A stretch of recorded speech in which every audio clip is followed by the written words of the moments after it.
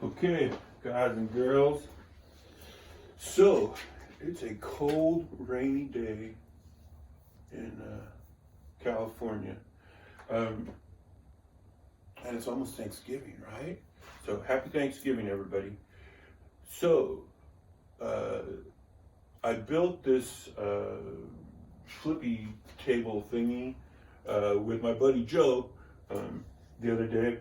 And you guys know my space is limited, right? I got a small spot in here that's my shop. And so, every piece of floor space is at a premium. So I saw a couple of guys out there that were doing these. And so I thought, hey, that's a great idea. I'm going to do it. So the one thing that I would give you a piece of advice, I know a lot of the videos that I watched, actually all of them I watched, they would sell plans for it or whatever. And so I figured, well, I can figure it out. So one thing that you do have to remember is the height, this height of the machine isn't the critical height. So, and I don't know what I was thinking. Obviously I wasn't thinking when I first started building this, and I thought, I'll have plenty of room, it'll be fine. But what I'd forgotten was, obviously, you have to know the hypotenuse of the angle from the center point of where your pivot is to the highest corner, right? Because that's going to be your longest length. And then you figure out that length, and then you can put your shelf or support or whatever you want to call it that ties the two side pieces together at that height. So it's a simple mathematical equation. It's just a squared plus b squared equals c squared. That's the hypotenuse length, and that's the critical length. So super easy. You look it up on the internet. It's easy. But that length, whenever you establish that length, then you just measure that down from your center point down to where your shelf is going to be, or your center support is going to be, and then you tie the two legs together.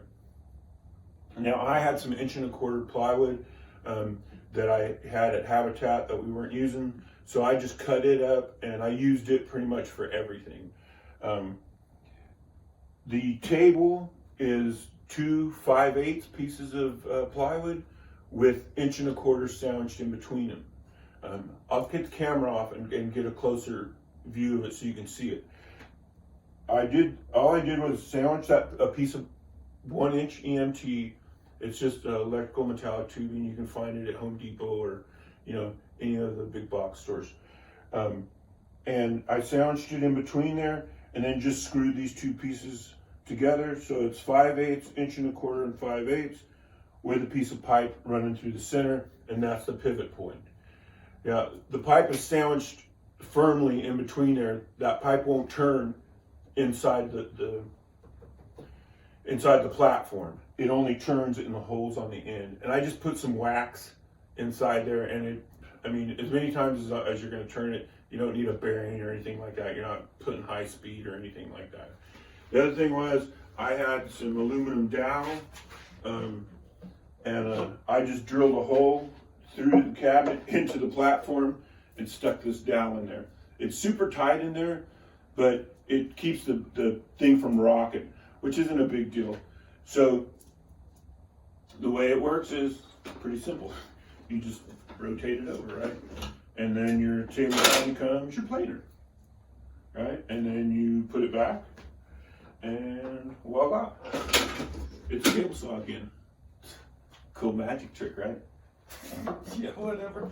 And then you just push this pin in there, and it's stable, and it just takes up a little bit of room. So I'll pull the camera off. We'll take a look at this real quick.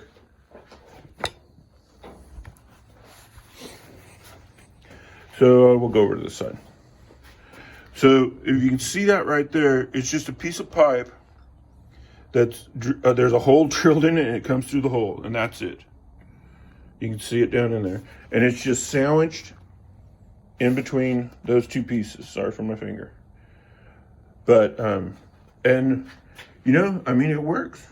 I gained a little bit of storage spot underneath there, and I've got one small footprint for both the tools. All right, man. So, there's the baby again. So anyway, that's it for now, guys and gals. It's almost Thanksgiving, right? So happy Thanksgiving, everybody. Hope you and your family enjoy a great day and eat too much food and have fun with each other.